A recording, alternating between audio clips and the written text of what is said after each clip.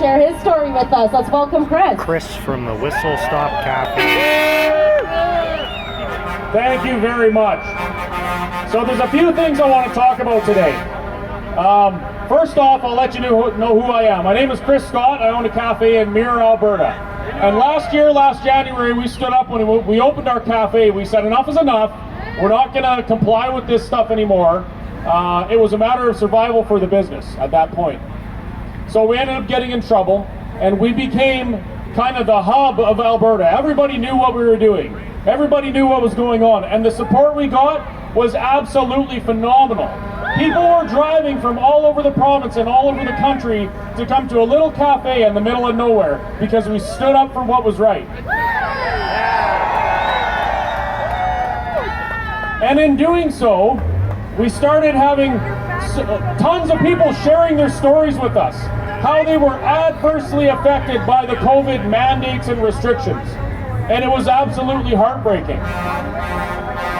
Once those stories came rolling in, we realized we can't give this up, we can't stop fighting, because there's a lot of people who are looking at what we're doing and we're giving them hope. We have to make some changes here. And we had a little bit of a win with the government in January, early February, but everything changed and they doubled down and they were starting to push the restrictions harder. It ended up that my business was chained shut. The RCMP showed up with the Alberta Health Authority and they put a chain on my business and they locked it up.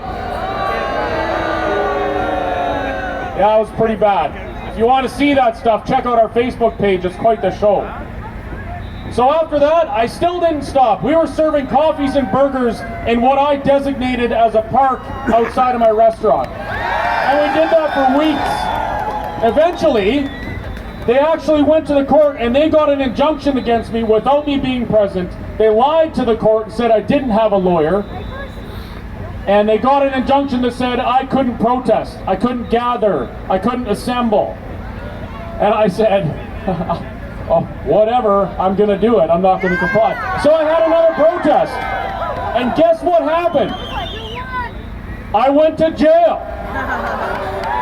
For protesting in Canada, I spent some time in jail.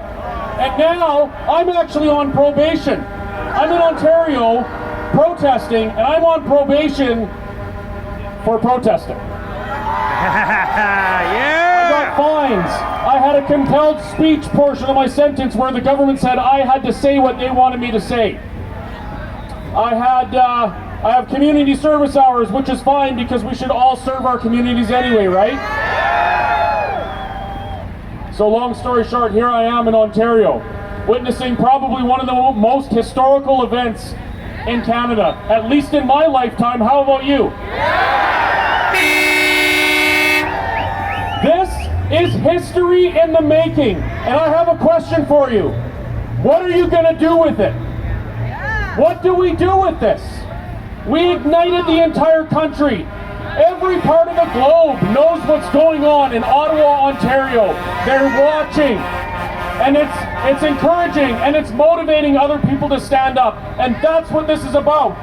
It's about telling people that they're not alone. If you feel like you're alone in your idea that something's wrong and what's happening to your neighbors is wrong, you are not alone, and you need to stand up. Because I'll tell you, as impressive as this is, it's not enough. We need to encourage and motivate every person in every town across Canada to do the same thing. We need people taking it to the streets, vaccinated, non-vaccinated, masked, non-masked, clothed, naked, who cares? They need to take it to the streets and say in their towns, enough is enough. We need to start encouraging others to stand up and speak out. Because right now, we have a lot of momentum with this movement, and it's building. When was the last time you saw something happen in Canada that went global? This is huge, and we cannot waste this opportunity. And as another speaker said earlier, this opportunity is completely destroyed if anything turns, if it moves from a place of compassion and love to anger and hate. We're done. We lost. And we cannot let that happen. So that's my message to everybody today. I want you to all consider what this movement is. I want you to consider how monumental it is and where we're going from here. Because this isn't about our Prime Minister looking out on the front lawn and saying, oh, there's a bunch of people gathered, so I'm going to drop the restrictions and mandates. That's not going to happen. Nobody's going to go in there with a piece of paper and dissolve your government. It's not going to happen. But if we keep showing people that they're not alone, and they stand up in their communities all over Canada and all over the globe, those people in that building who represent us, like the man who spoke here today, this gives them the opportunity to go before government and say, the people have had enough. And that's what's been lacking this whole time.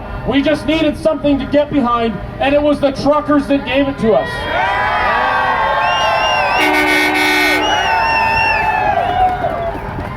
So please don't waste this opportunity.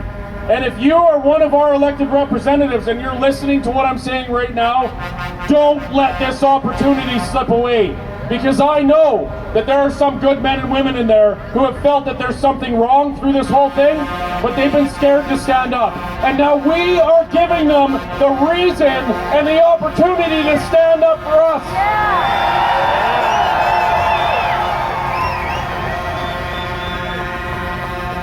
Anyway, I think I've taken enough time. We're going to hear from some men and women who I've had the honor and privilege to talk to. Most of these doctors, most of these people on my quest for truth. And I'm very, very excited to hear from them again. So thank you very much.